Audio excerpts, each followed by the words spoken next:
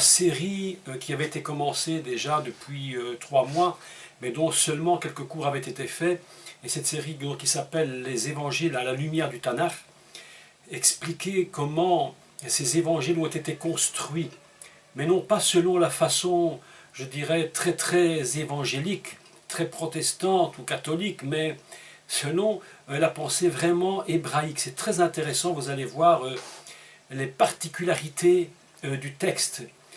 Et vous savez que les évangiles, et celui que nous allons étudier, celui de ce soir, donc l'évangile de Yohanan, l'évangile de Jean, a été construit d'une façon tout à fait particulière. Ce n'est pas des textes qui viennent un peu comme ça par hasard, les uns après les autres. C'est vraiment une suite qui était très inspirée, je dirais très intelligemment construite. Ce n'est pas n'importe comment, les mots, les miracles qui se suivent, je dirais tous les textes, les événements, tout ça est très important. Donc, c'est ce que nous allons essayer de commencer ce soir, de comprendre comment Yohanan a écrit cet évangile, selon une pensée qui est purement juive. Voyez, et on va progressivement avancer dans cet évangile. Ça prend évidemment énormément de temps pour pouvoir comprendre les secrets qui se cachent dans ces textes. Mais aujourd'hui, nous allons en découvrir quelques-uns et vous allez voir des choses absolument surprenantes concernant le début de l'évangile lui-même. Bien sûr que lorsqu'on le lit à la façon habituelle, évidemment qu'on comprend ce qui est écrit dans le raisonnement le plus simple, et évidemment que c'est une vérité. Mais nous allons essayer vraiment de tirer des voiles pour comprendre des choses très particulières. Et vous allez voir que la suite et l'enchaînement des versets des deux, donc je pense que c'est les 2 ou 3 premiers chapitres de Jean sont absolument extraordinaires. Donc nous allons commencer. Vous vous souvenez que il y a donc évidemment 4 évangiles. Ces 4 évangiles, nous en avions parlé de 2 lorsque nous avons parlé de la généalogie du Mashiach.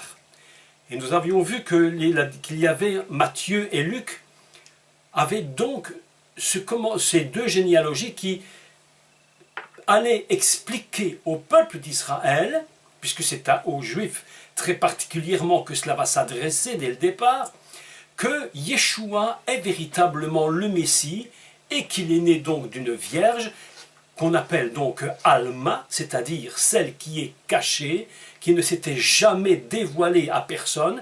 Elle était réservée très spécifiquement pour pouvoir enfanter le Messie. J'ai fait donc ce cours très intéressant que je propose, ceux qui entendront cela sur YouTube, de réécouter l'enseignement qui s'appelle la matrice fermée. Donc c'est à partir de ce principe que l'évangile de Matthieu et de Luc vont se construire pour montrer par là que le Mashiach est vraiment celui qui avait été appelé. Puis il y a un autre évangile, l'évangile de Marc, qui est le plus court, et qui lui va développer le principe même de ce que a fait le Messie comme acte sur cette terre, bien que les autres évangiles aussi en parlent. Mais chaque évangile a donc une spécificité. Et aujourd'hui, l'évangile de Jean, que nous allons donc commencer d'étudier, lui fonctionne d'une façon complètement différente de tous les autres. C'est absolument, on a presque l'impression que c'est un évangile qui n'est pas du tout, qui n'a rien à voir avec les autres. Son introduction est complètement différente. Les autres évangiles vont raconter l'histoire du Messie. Jean, lui, ne se préoccupe pas du tout d'apparence, mais dans les termes et dans les mots écrits, il ne s'occupe pas du tout de la façon dont le Mashiach est né. Il ne parle strictement pas de sa généalogie, il ne parle pas de sa naissance, il ne parle pas non plus de la tentation qu'il a connue. C'est des choses qui sont vraiment... on a l'impression qu'il n'a pas voulu prendre intérêt à ces choses-là dans son évangile. Les autres vont en parler d'une façon très particulière. Jean, lui, il va s'occuper spécifiquement de révéler que le Mashiach est avant tout divin. Il vient du ciel, il est de la nature divine, complètement divine. Et pour pouvoir montrer, expliquer cela, Jean va directement, je vais dire, aller chercher le texte fondamental de la Torah, premier mot de la Torah du livre de Bereshit. Et il va donc commencer son évangile en disant Bereshit. Et je voudrais expliquer pourquoi il fait cela, parce que vous savez, lorsque Jean a écrit cela, mais tout était véritablement pensé. Si vous allez, et c'est une parenthèse, si vous allez dans l'évangile de Marc, que vous le lisez évidemment en français, je n'ai pas pris la peine de le lire en anglais ni en néerlandais, mais je le lis en français, il est aussi écrit au commencement. Mais si quelqu'un lit l'évangile de Marc et l'évangile de Jean, ils me diront probablement, mais vous voyez, ce que vous dites n'est pas tout à fait vrai, parce qu'en réalité, l'évangile de Marc commence aussi au commencement. Et l'évangile de Jean aussi commence par ce même mot. Mais lorsque vous regardez la comparaison des deux mots en hébreu, vous voyez qu'il va utiliser deux mots différents. Parce que pour dire commencement, il y a plusieurs façons de le dire, dont deux mots importants. Le premier, qui parle du commencement au niveau du divin, et qu'on va appeler le Bereshit, mot d'une importance, mais extrême importance. Et puis, il y a l'autre mot qui est Terilat. Terilat veut dire au commencement, mais pas le commencement selon la pensée du divin, au commencement du projet de Dieu, commencement simplement, commencement de l'évangile. Donc la traduction, évidemment, elle est quasiment pas possible autrement que de dire au commencement, mais en réalité, c'est deux mots complètement différents. Et lorsque Jean va commencer son évangile, lui, il va utiliser le Bereshit. Et vous savez que ce mot est vraiment important parce que s'il est le premier de toute la Torah, c'est comme si Dieu lui-même avait pensé, mais je me mets un peu dans sa tête si c'est possible, mais comme s'il avait pensé, tiens, mais quel est le premier mot qui pourrait ouvrir ma Torah? Quel est ce mot qui sera si important et qui va en lui seul contenir tous les secrets de l'univers? Tous les secrets mais inimaginables que contiennent l'univers et donc contient le Messie. Vous savez combien de fois nous avons parlé de ce mot Réchit, Bereshit, mais de nouveau, il faut encore en redire quelques mots, plus quelque chose de tout à fait nouveau que j'ai découvert, et que je vais vous montrer d'ailleurs après, sur ce mot Bereshit. Le Réchit, évidemment, lorsque Jean écrit son évangile, donc son livre, et qu'il écrit Bereshit, lui en tant que juif, il sait et il entend des choses que nous, Européens, Américains, dans notre système, vous voyez, nous ne pouvons pas comprendre réellement. Si quelqu'un prend la Bible pour la première fois, il va lire au commencement, il va comprendre dans sa tête de quelqu'un d'aujourd'hui que c'est un commencement, comme si moi je faisais le commencement d'un livre, d'une lecture, ou le commencement, comme les commencements de l'évangile qui est écrit. Mais en réalité, il ne s'agit pas de ça. Jean sait très bien qu'on n'est pas du tout dans le même système. Le Réchit et ce Bereshit, pour Jean, il sait très bien ce que ça représente. Et c'est pourquoi il va commencer son évangile comme commence la Torah. Comme il veut nous montrer par là que le Mashiach, il est le commencement de toute chose. Parce qu'il sait que Réchit signifie aussi les offrandes. Et Jean, lorsqu'il écrit son évangile, déjà le Mashiach a donné sa vie en offrande, déjà il est ressuscité et monté là-haut auprès du Père. Donc dans la pensée de Jean, tout ce mot prend une importance fondamentale et va mettre un poids extraordinaire sur le commencement de son évangile. Et vous imaginez ce que représente pour commencer l'évangile un tel mot que Réchit.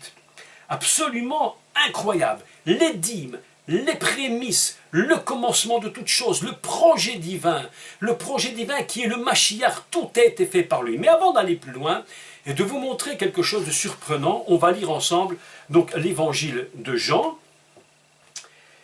On va le lire d'abord, au chapitre 1, n'est-ce pas?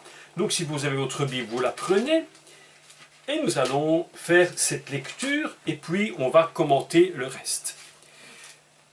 Évangile de Jean, chapitre 1 et au verset 1. Donc au commencement, donc Bereshit, était la parole.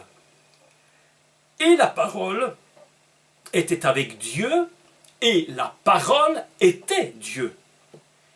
Elle était au commencement avec Dieu. Toutes choses ont été faites par elle, et rien de ce qui a été fait n'a été fait sans elle.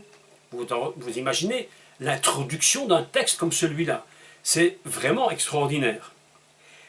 En elle était la vie, et la vie était la lumière des hommes. La lumière, lui, dans les ténèbres, et les ténèbres ne l'ont point reçue. Voilà l'introduction, donc, de cet évangile. Le Réchit, ou le Bereshit, est un mot absolument fabuleux. Je vais vous expliquer pourquoi. Vous savez comme moi, ou vous l'avez entendu probablement, que les savants nous disent, les astronomes, je pense au professeur Jacquard qui est mort maintenant, Hubert Reeves qui lui-même est un Canadien, je crois, un astronome, je crois, et qui est aussi un homme extrêmement érudit dans ces domaines. Je ne sais pas, je crois, je ne sais pas s'il vit encore, je ne sais pas. Et il expliquait que l'univers était en expansion. Que l'univers n'était pas quelque chose qui se refermait sur lui-même. Ça, c'est la théorie qu'ils ont développée. L'univers n'est pas refermé, mais il s'ouvre constamment, il grandit, il s'élargit. Et c'est une vérité, mais incroyable, parce que je vais vous montrer le mot Réchit, et vous allez voir que le mot Réchit contient en lui mais un principe d'extension absolument mais extraordinaire. Et je vous envoie le document et je vous le commente, d'accord? Alors je vous l'envoie, ceci. Voilà. Alors je l'ai écrit, vous voyez que j'ai pris des lettres du mot Bereshit. J'ai écrit en dessous, vous pouvez constater, alors, voilà ma petite main ici, le mot Bereshit. Et je voudrais vous faire remarquer que dans ce mot, quelque chose est extraordinaire. J'ai constaté que ce mot était un mot en expansion totale. Nous avons dans ce mot Bereshit 6 lettres. Bet, Resh, Aleph, le Shin, le Yod et le Tav.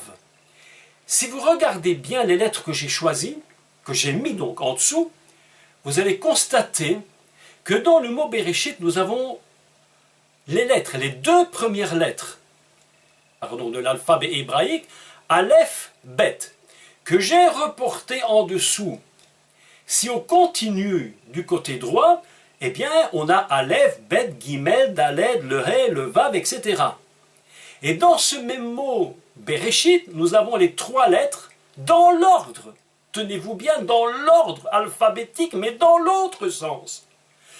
Du côté gauche, nous avons le Resh, le Shin et le Tav, qui sont les 3 dernières lettres de l'alphabet hébraïque.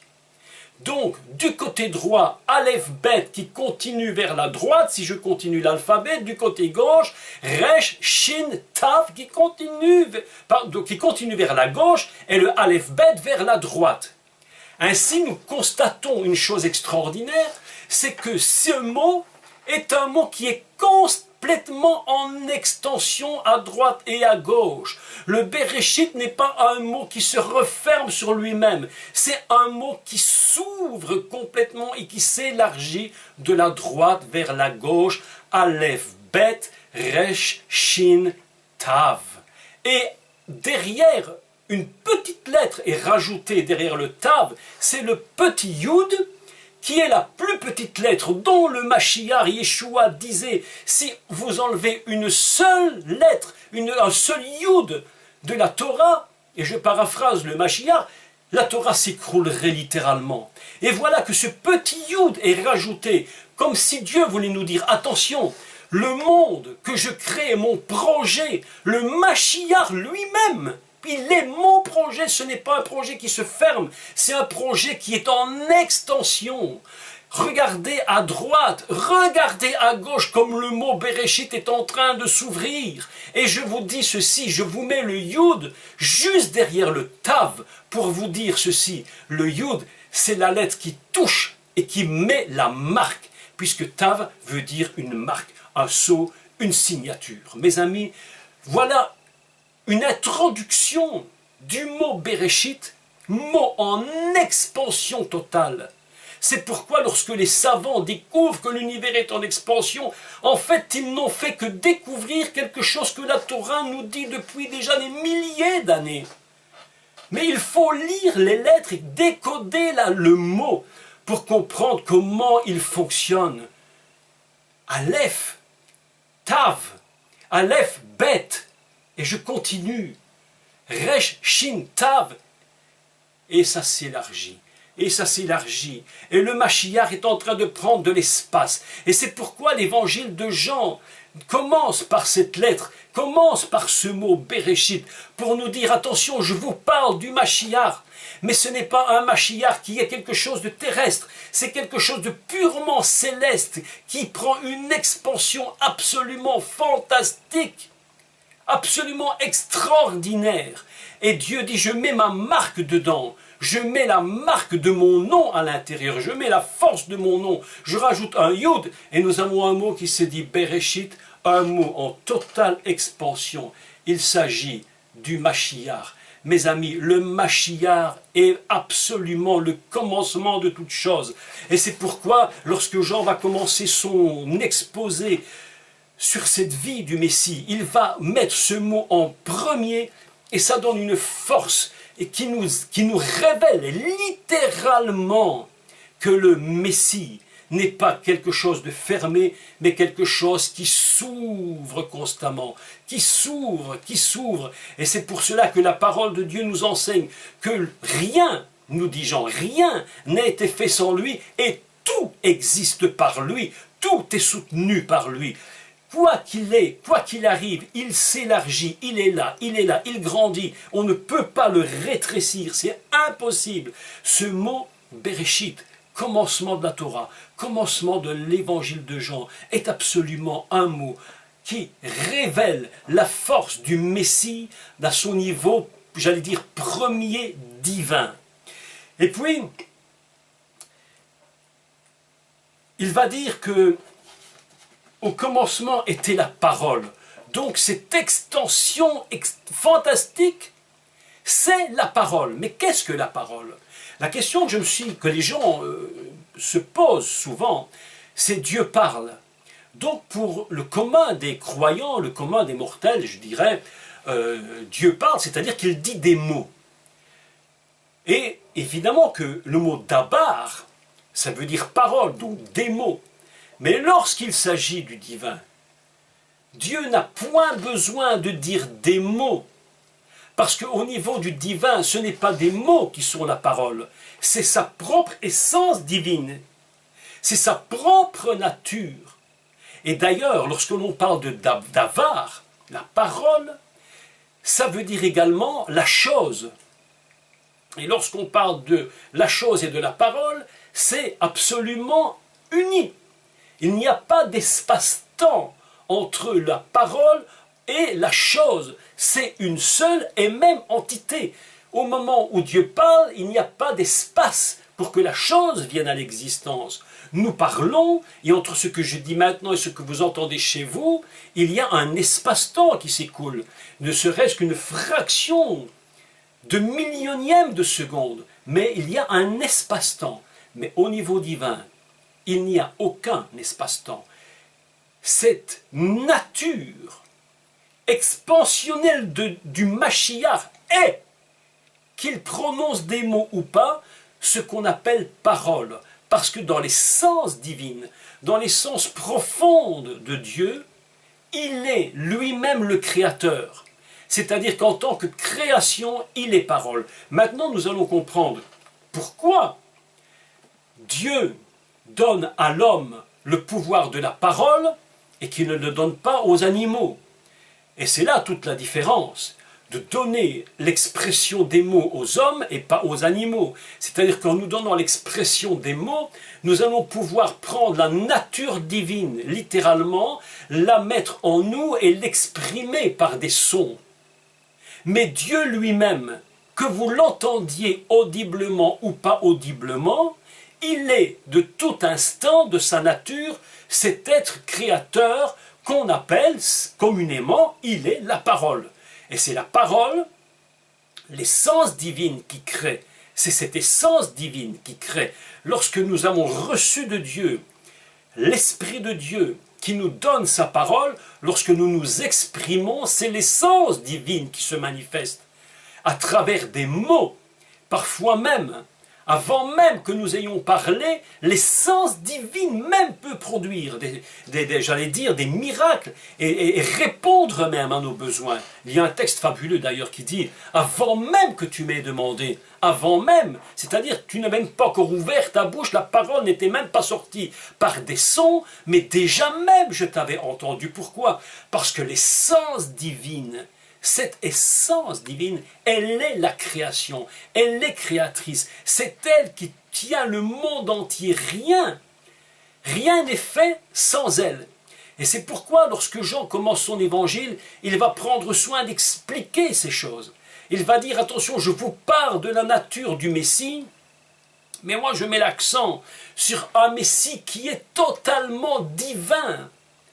Je ne vous parle, les autres ont parlé du Messie qui est venu dans la chair. Moi, je vous parle d'un Messie fondamentalement divin, d'une nature totale de Dieu. Il est la totale expansion divine messianique de tout l'univers. Il n'y a rien qui n'existe par lui. Vous vous rendez compte que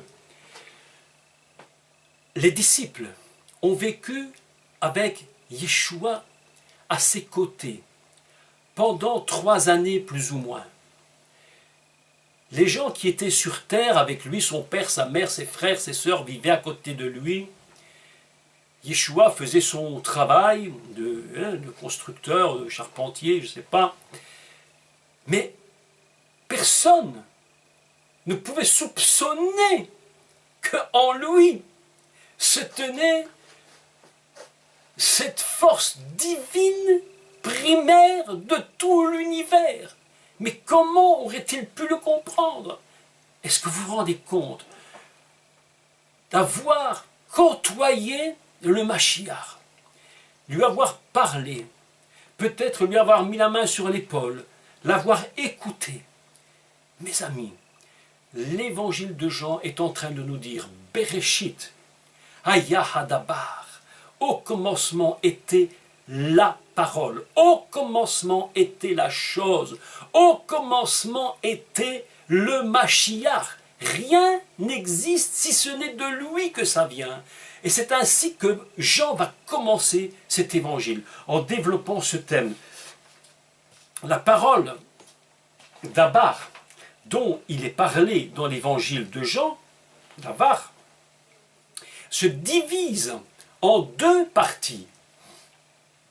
Si vous regardez bien, vous allez constater que une des premières notions qui apparaît dans la Torah, et c'est très étrange, je me suis demandé, mais pourquoi est-ce ainsi? Une des premières notions qui apparaît dans la Torah, ce n'est pas la lumière. Une des premières notions qui apparaît dans la Torah, ce sont les ténèbres. C'est ce qu'on appelle donc la ténèbre, c'est-à-dire rocher. La ténèbre. Et ce mot ténèbre est lié, collé à 2 autres mots qui est tohu et vohu. Tohu et vohu. Ce qu'on appelle en français le tohu bohu. Et les gens, lorsqu'ils parlent, qu'ils disent que dans leur grenier ou dans leur cave, qu'ils disent quel tohu bohu, ils ne se rendent même pas compte qu'ils sont en train de parler hébreu. En le prononçant évidemment pas très bien, mais ils sont en train de parler hébreu. Et la première notion qui apparaît dans la Torah, avant la lumière, c'est les ténèbres. Et c'est ainsi que Jean va développer son évangile en disant il y avait des ténèbres. La lumière est venue, mais il y avait des ténèbres, un monde terrible. Il y avait quelque chose qui était là sur cette terre terrible. Et le tohu bohu, c'est-à-dire, c'est un endroit désertique. Dans les psaumes, je crois que c'est dans les psaumes de David où il parle du tohu, il dit c'est un désert où il n'y a pas de repère, tout est sans repère, il n'y a pas de lumière. Il y a quelques années, j'étais en Belgique, visiter, peut-être vous avez entendu parler de ces fameuses grottes de Han. Et lorsqu'on rentre dans cette grotte, évidemment, on arrive très profond dans la terre, et puis dans une salle immense. Et puis la personne qui nous conduit, parce qu'on doit être conduit, elle dit restez calme et je vais vous... Et il éteint la lumière. Et là, on voit vraiment ce qu'est, c'était une ténèbre sur terre. Il n'y a plus moyen de voir rien, il n'y a plus de repères. Une personne se trouve à 2 cm, 1 cm de votre nez, vous ne pouvez même plus la voir. C'est absolument, je dirais, très angoissant. Et voilà que le monde est conçu ainsi. Et c'est ce que Jean dit, voilà le monde, l'état du monde. Et pourquoi va-t-il expliquer que l'état du monde, c'est un état désertique, sans repère, sans lumière aucune? Et il va le dire, c'est parce que le monde dans lequel nous sommes aujourd'hui est ainsi fait. Voilà le monde dans l'état dans lequel il est, un monde sans repère. Vous savez que les ténèbres sont quelque chose que le monde ne comprend même pas ce que veut dire les ténèbres. Ils ne se rendent pas compte. Ce que nous voyons la nuit, ici maintenant c'est la nuit bien sûr, mais ces ténèbres-là ne sont rien du tout à côté de la ténèbre qui occupe l'esprit du monde. Et il va, après cela, expliquer, et on va relire le texte, il dit que et la parole était la vie, et la vie était la lumière. Et ce qui est surprenant, c'est que le principe de la lumière dans la Torah n'arrive qu'en second plan, pas en premier plan. Il m'aurait semblé, peut-être, que ça aurait été bien que Dieu dise, mais voilà, le Béréchit existe, et puis voilà, la lumière de Dieu est là, tout va mal, mais la lumière est là. Eh bien Dieu dit non, on va faire autrement, je commence par vous dire le monde est dans les ténèbres, mais je vais permettre à cette lumière de venir dans ce monde. Et vous allez voir que toute la suite de l'évangile, point par point, dans les chapitres qui suivent, n'est qu'un enchaînement excessivement intelligent, je dirais savant, pour montrer comment cette lumière va venir dans le monde, comment elle va se révéler, et comment le chemin du Messie va s'ouvrir, pour que le monde comprenne quelle est cette lumière. Et c'est pourquoi toute la suite n'est qu'un enchaînement qui va produire la réflexion pour comprendre qui est le Messie, qui est lui-même l'origine de tout commencement, de tout ce qui peut exister. C'est pourquoi, lorsque Jean commence son évangile, les textes, souvent, on les enseigne un peu séparément, alors qu'en réalité, ils ont été construits complètement imbriqués l'un dans l'autre pour former une unité tout à fait indivisible et extrêmement savante. Donc voilà que les premières notions sont des notions de ténèbres, et puis je vous disais tout à l'heure qu'il y a au niveau de la parole, donc d'avar la parole, il y a 2 points qui vont se diviser, se séparer, et qui vont eux-mêmes s'imbriquer dans le mot d'avar la parole. Le premier, c'est ce qu'on entend, donc Amar, que l'on entend au début de la Torah, Vayomer Elohim, Elohim a dit. Elohim dit, il va dire. Comment va-t-il le dire? Est-ce qu'il va crier? Peut-être va-t-il crier lumière, soit. Ior, Ior, et comme un cri qui résonne dans l'univers. Ior, lumière, soit. Et puis juste après, quelque chose de terrible se produit, et il dit Ior, va Ior. Lumière soit, et la lumière fut. Et le texte, évidemment, les rabbins, les maîtres d'Israël nous font remarquer que lorsqu'il dit « Ior, lumière fut », c'est que si la lumière a été, et elle l'a été, si elle fut, c'est qu'elle n'est plus. Et si elle n'est plus, c'est qu'elle s'est retirée. Et c'est pourquoi l'évangile de Jean dit la lumière est venue. Elle a été dans les ténèbres, mais or, elle s'est retirée parce que le monde, les ténèbres ne l'ont pas voulu. Vous savez mes amis, il y a quelque chose, une particularité dans la lumière céleste et dans les ténèbres, dans la ténèbre. Il y a une particularité, quelque chose qui n'est pas la même que dans notre lumière que nous avons ici. Lorsque le soleil se retire, eh bien c'est la nuit qui vient. Lorsque j'éteins la lumière qui est ici à côté de moi et qui m'éclaire, si je l'éteins, c'est terminé. Je suis dans les ténèbres. Mais au niveau de la lumière divine, il y a un autre principe. Il ne suffit pas que la lumière céleste vienne pour que les ténèbres s'en aillent. Écoutez-moi bien, il est écrit que la lumière est venue et les ténèbres ne l'ont pas reçue. Ce qui veut dire que les ténèbres sont comme une force, comme une personne elle-même, une nature capable de choisir si elle veut ou pas la lumière. Et si la lumière vient dans les ténèbres et que la lumière refuse, que les ténèbres refusent la lumière, qu'elle ne veut pas, que cette ténèbre ne veut pas d'elle, eh bien la lumière, elle a beau éclairer, ça ne changera rien à l'obscurité. Et d'ailleurs, nous en avons un exemple très clair. Vous pouvez être des enfants de Dieu, lumière, et être dans l'endroit où vous êtes, si ceux qui sont à l'extérieur, incrédules, qui vivent dans la ténèbre, ne veulent pas recevoir votre lumière, eh bien, ils resteront dans les ténèbres. Et pourtant, vous êtes lumière. Ce n'est pas du tout, tiens, j'arrive dans un endroit et maintenant tout change. Vous savez, on nous enseigne parfois dans l'église, là où vous êtes, tout change. Mais pas toujours. Pas toujours, pas toujours. Les choses changent à condition que la ténèbre accepte que la lumière vienne et que la lumière remplace la ténèbre. Vous savez, il ne suffit pas que la lumière céleste soit là pour que les ténèbres fuient. Vous ne croyez pas. Yeshua lui-même, lumière, a parfois été et souvent été rejeté parce qu'il ne voulait pas reconnaître qui il était. Et pourtant, il était la lumière. Il était cette lumière. Il était, et dans cette lumière, dans cette parole, il y avait ce qu'on appelle Achaïm, la vie. La vie. Mais cette lumière ne pouvait absolument rien changer si la ténèbre qui est dans la tête, dans le cœur des hommes, ne veut pas recevoir cette lumière. Il y a donc une lumière et une ténèbre qui sont j'allais dire, des personnes, car on pourrait même dire des personnes, des entités véritablement vivantes, qui ont le choix d'accepter ou de ne pas accepter, de refuser. Ainsi, la ténèbre est tellement puissante dans ce monde d'aujourd'hui que malgré que nous enseignons, malgré que nous parlons du Messie, nous nous rendons compte que le monde est dans une obscurité totale. Et la Torah commence en disant qu'il y avait des ténèbres à la surface de l'abîme. Il y a comme un puits profond dont on ne peut même pas toucher le fond. Et la ténèbre se tient au-dessus. C'est la première, vous imaginez la première notion, mais c'est incroyable. Je me suis dit, mais comment cela est-il possible? Vous savez, il y a des choses très étranges dans la Torah.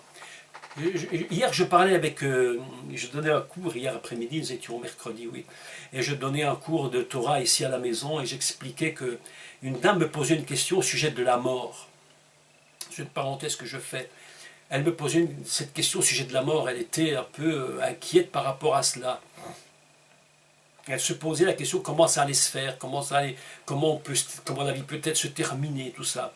Et je lui ai dit quelque chose de très important. Je lui ai dit, tu sais, la notion de mort, et vous allez voir comme c'est surprenant, n'est pas automatiquement liée à partir du moment où l'Adam et sa femme vont commettre la faute. Pourquoi? La notion mort et vie, ténèbres et lumière, était déjà bien avant que l'homme ne faute. Pourquoi je dis cela? Très simplement parce que lorsque Dieu parle à son Adam, il lui dit « Si tu désobéis, et si tu vas manger de cet arbre que je t'ai interdit de manger, mais maintenant si tu veux, tu le fais, tu mourras. » Autrement dit, il n'a pas dit c'est au moment où tu vas pécher que le principe de mort va se mettre à exister. Le principe existait déjà avant dans la pensée de Dieu, mais la pensée de mort a une autre dimension que nous avons par rapport à la mort. Vous voyez qu'il y a des notions tellement particulières dans la Torah, des choses tellement surprenantes. Je me dis, mais pourquoi? Je me dis, mais pourquoi Dieu, tu commences par la ténèbre? Pourquoi ne commences-tu pas par la lumière? Et c'est comme si le maître de Torah nous disait, mais je commence par les ténèbres pour vous montrer l'état dans lequel le monde se trouve. Et la raison pour laquelle j'ai conçu mon Mashiach, pour que dans ces ténèbres, la lumière puisse venir. Et j'appelle cette lumière or, et je lui dis, brille, lève-toi dans ces ténèbres. Et l'évangile de Jean nous dit, mais les ténèbres, ce qui était sur cette terre, lorsque la lumière est venue, ils ne l'ont point reçu, ils n'ont pas voulu. Les ténèbres se sont rebellées, les ténèbres se sont véritablement fermées en disant non, nous ne voulons pas de cette lumière. Vous voyez comment l'évangile de Jean commence. C'est absolument extraordinaire. Donc, voilà que, en fait, cette parole qui est à la fois vie, parce que c'est elle qui donne la vie, qui est à la fois lumière. Elle n'a pas besoin de dire des mots, elle n'a besoin que d'être ce qu'elle est. Dieu est être. Il dit à Moshe, écoute Moshe, lorsque tu vas rencontrer le peuple, tu vas leur dire qui je suis. Et tu leur diras, je suis l'être, celui qui est. Et lorsque Dieu donne les paroles sur le mont Sinaï, lorsque Dieu donne les 10 paroles sur le peuple d'Égypte pour le libérer, en réalité c'est l'être divin. Ces paroles, c'est la nature divine en action, que nous appelons, pour que nous puissions bien comprendre, que nous appelons nous simplement la parole. Mais la parole, au niveau divin, c'est une essence de sa propre nature, dont nous avons à peine conscience de ce que ça peut être. Parce que pour nous, si je ne dis pas des mots, je ne parle pas, je suis muet. Mais Dieu, même s'il ne parle pas, il est parole. Même s'il ne s'exprime pas audiblement, il est parole. Au commencement, Bereshit, Aya Adavar, au commencement était la parole, et la parole était Dieu, et la parole était avec Dieu. Autrement dit, c'est un ensemble complètement indivisible de sa propre nature. Et il dit, ça, c'est le fondement du Mashiach. Ça, c'est le Messie lui-même. Le Messie lui-même, lorsqu'il vient sur terre, il vient en tant que corps, mais il est fondamentalement divin. C'est pourquoi l'évangile commence ainsi. Et cette aide, je vous rappelle, ce commencement du Mashiach est un être constamment en expansion. Il n'est pas en train de se restreindre. Il ne se ferme pas du tout. Il va ouvrir de plus en plus, il s'ouvre, et c'est pourquoi le Mashiach va dire à un moment donné à ses disciples avant de monter vers le Père, il va lui dire allez par tout le monde. S'il avait été un être messianique uniquement pour Israël, c'est qu'il n'aurait pas réellement été Bereshit, il aurait été autre chose, il aurait été simplement un commencement d'homme. Mais comme il n'est pas que le Messie d'Israël, mais qu'il est le Messie, le Mashiach de l'univers et du monde, alors évidemment qu'il s'appelle Bereshit, parce que ce mot s'ouvre de droite et de gauche, constamment il s'ouvre, il est en expansion, et c'est pourquoi au moment où il va, juste avant de monter vers le ciel, il va leur donner la dernière recommandation. Mes amis, les paroles du commencement et les paroles de la fin sont si importantes, mais si importantes. Lorsque vous voyez un film à l'américaine, en général, c'était les anciens westerns, vous savez, les anciens westerns. Vous voyez le héros qui, à la fin du film, le héros se fait prendre une balle, là, je ne sais pas où, là, et le gars est quasi mort, là, il va perdre la vie. Alors il va dire ses dernières paroles, il va balbutier les derniers mots, et alors on les écoute, c'est très important. Où le gars est sur son lit de mort, là, et puis ouais, il va dire ses dernières paroles, c'est très important, parce que peut-être il va donner un dernier secret pour un héritage, ou qu'est-ce que je sais, très important. Les paroles du Mashiach, les premières, et les dernières sont véritablement l'image, plus que l'image, la réalisation qu'il va nous demander d'achever dans son ministère messianique à nous, en tant que Bereshit, mot en expansion. Et c'est pourquoi il va dire avant de monter au ciel, allez par tout le monde, portez cette notion messianique à tout le monde. Ne gardez pas ça pour vous les Juifs, s'il vous plaît. Vous êtes des Juifs, mais le Messie n'est pas restreint à Israël. Il n'est pas que pour vous. Vous avez été choisis justement pour que vous, Israël, vous ouvriez, vous élargissiez complètement cette bonne nouvelle. Allez et donnez-la au monde. Allez par tout le monde, jusqu'aux extrémités de la terre. Ouvrez, laissez aller l'espace messianique, élargissez. Il y a un texte absolument magnifique où il dit « élargis l'espace de ta tente ». Vous comprenez ces mots « élargir »,« expansion »,« bereshit », à droite, à gauche. Ouvrez, ouvrez, le réchit, ouvrez, il s'ouvre. C'est ainsi qu'il est conçu ce mot, pour s'ouvrir, pas pour se fermer, pour s'ouvrir. Élargis l'espace de ta tente. Mais quelle tente? De quoi tu me parles? De quoi tu me parles? Mais je te parle du tabernacle. Je te parle du Mishkan, qui normalement, écoutez ça, c'est vraiment incroyable. Vous savez comme moi que le Mishkan a été conçu avec des dimensions tellement précises. Il ne pouvait pas avoir un peu plus de largeur, un peu plus d'auteur, s'il n'y avait aucune improvisation dans le Mishkan. Tout devait être parfaitement construit selon que Dieu avait donné les ordres. Mais voilà que tout d'un coup, quelque chose est en train de changer.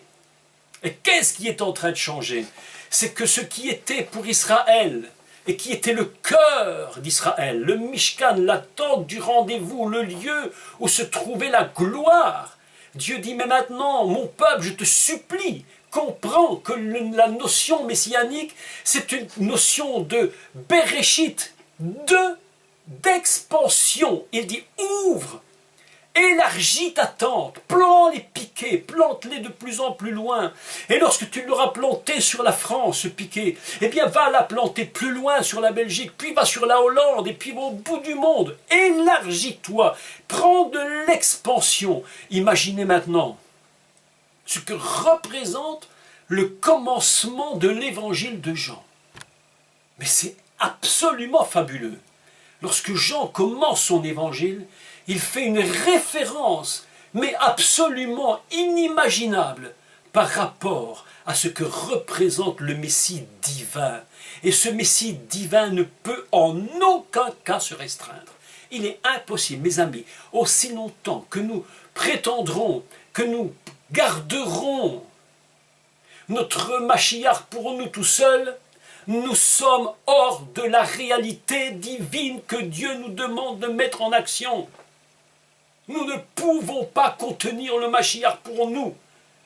Sinon, nous ne sommes plus dans le Bereshit. Alors, nous ne sommes plus du tout là. À ce moment-là, nous nous trouvons dans le Terilat. Ça veut dire dans un commencement très humain, qui va avoir un commencement, mais qui n'ira pas plus loin que le commencement. C'est pourquoi, mes amis, expansion.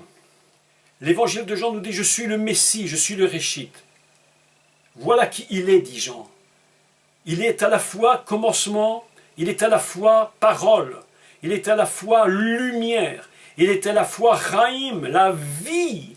Et il dit ceci, et la vie était la lumière de l'Adam, dans la traduction hébraïque, ou dans la version probablement aussi d'origine. Il était la lumière de la dame, c'est-à-dire de la notion humanité. Il est vivant, il est la vie et la lumière de la dame. Mes amis, Moi, quand j'ai lu ce texte et que j'ai réfléchi à cette notion d'élargissement, d'expansion, je me suis dit, l'évangile de Jean commence par un principe. Le Mashiach n'est pas que pour Israël. Voilà ce que nous dit Jean, d'une façon très voilée. Mais il nous faut aujourd'hui tirer ce voile pour expliquer, attention Israël. C'est comme si l'Esprit avait dit à Israël, attention Israël, le Mashiach qui vient n'est pas que pour toi. Il faudra à un moment donné que ton appel que j'ai mis sur toi Israël le comprenne. Et que ce soit toi qui ailles prendre cette notion d'expansion messianique et que tu la portes au monde entier. Et lorsque l'apôtre Paul a compris, c'est ce que nous n'avons cessé d'expliquer dans la lettre aux Éphésiens, lorsque Paul explique et qu'il dit « Mais j'ai compris le mystère du mystère, du mystère, du mystère ». C'est que le Mashiach, il n'est pas que pour Israël, il est pour les non-juifs, afin qu'ils ne forment qu'un seul peuple. C'est pourquoi la traduction de cet évangile est d'une force extraordinaire. Un Bereshit en expansion, une lumière qui ne fait que se développer, une vie qui ne fait que s'amplifier constamment, et dont nous avons été rendus responsables de cet agrandissement par notre témoignage. Et c'est la raison pour laquelle il est écrit, et nous allons le voir plus tard, la semaine prochaine, que Jean est celui qui rendait le témoignage à la lumière. Mais qu'est-ce que c'est que rendre témoignage à la lumière? Eh bien, mes amis, lorsque Jean rend témoignage à la lumière, non seulement il parle pour les Juifs, mais il est en train de préparer un chemin qui s'ouvre pour que les nations puissent également profiter de cette expansion, de ce réchit, de ce Bereshit. Mes amis, c'est absolument incroyable. Je me disais encore en étudiant cet après-midi, mais si nous comprenons le secret des lettres, comme je le disais ce matin dans mon intervention, si nous pouvons comprendre le secret des lettres, Aleph, Bet vers la droite, nous dit que si on continue dans l'alphabet, on arrive de nouveau au Tav. Et puis si je vais de Reshin Tav, je recommence à Aleph et je recommence et je continue. Je me disais cet après-midi en lisant ce texte et en réfléchissant à cette lettre, je disais, mais si nous avons la capacité de comprendre la force de la lettre hébraïque, du mot qui est construit avec la lettre, le secret du Messie est caché. Il est là à l'intérieur. Il est comme caché dans le noyau même du mot, la lettre elle-même. Mes amis, quelle incroyable langue, mais quel texte extraordinaire. Le maître de Torah, lorsqu'il a conçu ces mots, tout était à une telle dimension. Il nous les a donnés. Et c'est à nous aujourd'hui d'arriver à ouvrir et à comprendre, de prendre cette responsabilité, d'ouvrir ces mots, de dévoiler les secrets du Messie. Mes amis, l'évangile de Jean est absolument extraordinaire. Si nous lisons la Torah et l'évangile avec son premier mot, dans son premier mot, toute l'histoire du Mashiach est déjà reprise. Tout l'évangile de Jean est contenu dans ce premier mot, Bereshit, Haya Adavar. Au commencement était la parole. Ce commencement divin, c'est le Mashiach, Yeshua, qui est venu et que nous allons continuer de faire connaître de plus en plus au monde, afin qu'il soit réchit et qu'il ne soit pas qu'un commencement humain. Tellement aujourd'hui d'églises vivent, et de chrétiens d'ailleurs, qui se disent chrétiens, qui se disent disciples, vivent avec un Messie qu'ils ont gardé pour eux. Ils sont en train d'étouffer, mais véritablement d'étouffer le premier mot de la Torah. C'est pourquoi ce mot Bereshit est le mot qui commence toute la Bible. Toute la Bible est soumise à ce premier mot qui a une valeur telle que si chaque croyant, chaque disciple pouvait comprendre le mot en lui-même, il aurait une autre perspective de ce que représente le Messie.